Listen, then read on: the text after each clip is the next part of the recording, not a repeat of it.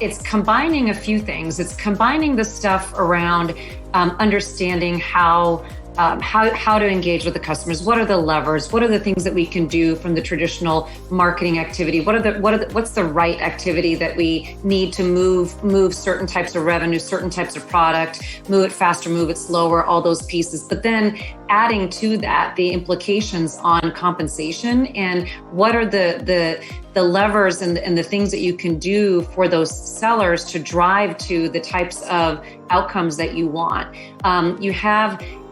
Today you might spend time looking at discounts or term or other things that you might adjust in terms of a particular opportunity that you're working on. And you might look at it for today's revenue, but the other component is looking at it in terms of what you just mentioned, exposure on comp, and then also, of course, revenue 3 years from now.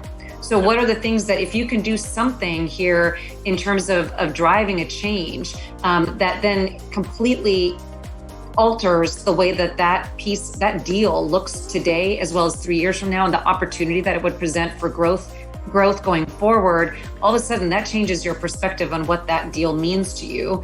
And then if you can look at, exposure from a comp, from an expenses, from the other parts that we have to look at, you have to look at the whole picture. All of a sudden, well, that's what it becomes, the whole picture. And that's what revenue intelligence is really about. And I think even today, that it is siloed. There's bits and pieces of it that being able to put that all together and have our revenue operations team be able to be as